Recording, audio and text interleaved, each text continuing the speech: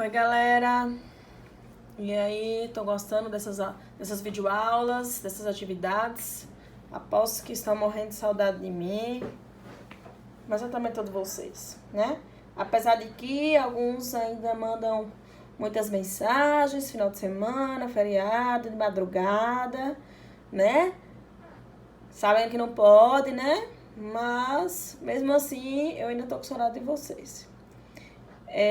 Na aula passada, gente, nós, né, fizemos uma correção sobre uma revisão do módulo 1, sobre renascimento e reformas religiosas.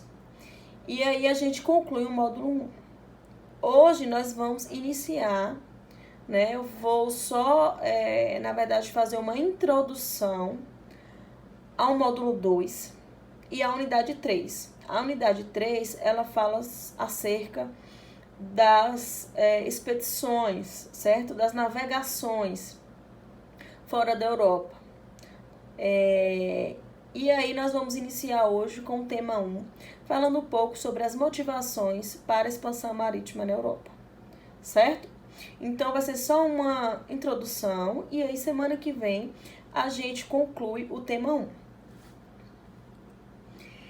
Primeiro vamos relembrar a formação dos estados modernos. Foi um assunto que nós vimos no começo do ano, certo? Eu expliquei esse assunto presencialmente, fizemos atividades, falamos, por exemplo, da formação da monarquia portuguesa, da monarquia europeia, da monarquia espanhola, da inglesa.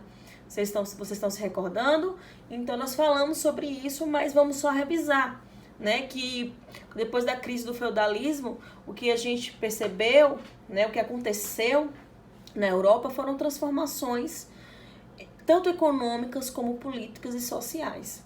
Por exemplo, né, com a expansão do comércio, vai acontecer a revitalização dos centros urbanos. Então, os centros urbanos, eles começam, na verdade, eles, né, retomam aquela força que não tinha tanto no período feudal. A burguesia, que também surgiu no fim da Idade Feudal, nós também falamos sobre isso. Ela, né, vai enriquecendo e aí vai conquistando poder e prestígio, certo? Então, vão ocorrer várias mudanças na sociedade europeia com a crise depois da crise do feudalismo. No século XV, os reis, eles começam a querer consolidar, fortalecer o seu poder. Para isso, eles vão tomar algumas medidas. Por exemplo, né, vão colocar os impostos e as moedas de circulação nacional. Né? Nós falamos sobre isso. Por exemplo, imagine como era complicado para um comerciante, né, ter que ficar comercializando com várias, né, moedas diferentes, as pessoas com vários impostos diferentes, quando tinha o senhor feudal, além do rei. Então, o rei, ele vai criar impostos e moedas de circulação nacional. Além disso, o rei vai definir suas fronteiras territoriais, né? Então, onde começa e onde é que termina o meu reinado, né? Vamos pensar lá no rei da Inglaterra, onde é que começa e onde é que termina. Então, tem que ter uma fronteira territorial. Os reis também vão formar exércitos permanentes e profissionais. Né? Um exército, ele vai ser permanente. O exército não vai ser criado para ter determinada guerra, então, né, vamos montar o exército aqui correndo, né, e o exército vai funcionar só durante a guerra. Não.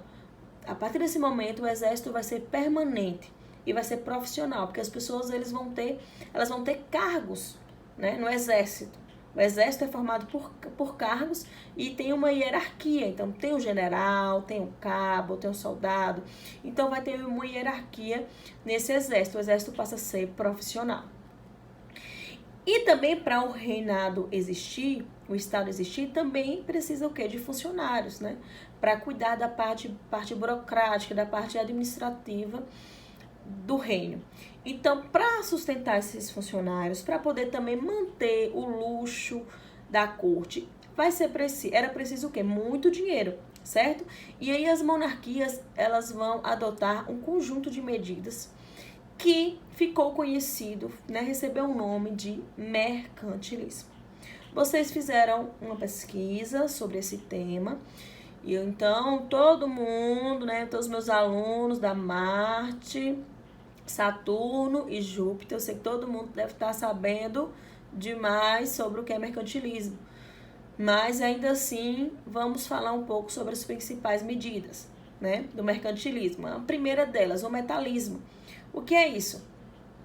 Os governantes, né, eles vão evitar as saídas dos metais preciosos, por exemplo, do ouro e da prata, dos cofres do Estado. Por quê? Porque a riqueza de cada reino, de cada estado, era medida pela quantidade de metais nobres. Então, se um governo tinha muitos metais nobres, era um reino rico. Se tinha poucos metais nobres, então era um governo pobre, fraco, né? Então, por isso que o Estado, ele, né, evitava a saída dos metais dos seus cofres. Outra medida é a balança comercial favorável, certo? Então, a balança, pensem no equilíbrio. O governante, ele preferia aumentar a exportação. Eu prefiro vender o meu produto, em vez de comprar, importar. Então, é melhor exportar. Então, os governantes, eles exportavam, né? Aumentavam as exportações e diminuíam as importações. Outro elemento é o estímulo às manufaturas locais. Então, os reis eles estimulavam os produtos locais para, né, abastecer o mercado interno. Então, vão estimular, por exemplo, a produção de tecidos, né? E aí essa produção vai abastecer o mercado interno. Então, aí algumas medidas, certo? Do mercantilismo. O que vai acontecer? Também vai ocorrer que a burguesia e os reis, né, e o rei, no caso local, eles vão se unir, certo? E para poder estimular, organizar expedições para poder explorar os mares e conquistar novas colônias. Qual o interesse da burguesia e dos reis para conquistar novas colônias fora da Europa?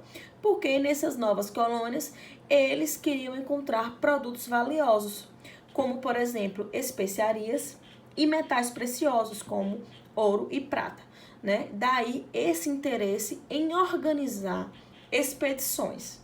E aí a gente vai falar mais sobre essas expedições, essa organização, certo? No próximo vídeo. Gente, aqui tá meu e-mail. Para qualquer dúvida, vocês me mandem por e-mail. Porque a Pro tá recebendo, né, mensagem toda hora, todas as redes sociais possíveis e impossíveis. Então, vocês podem mandar qualquer dúvida pro e-mail da professora, tá ok? Então, próxima semana a gente se encontra de novo. Beijo, beijo e até a próxima.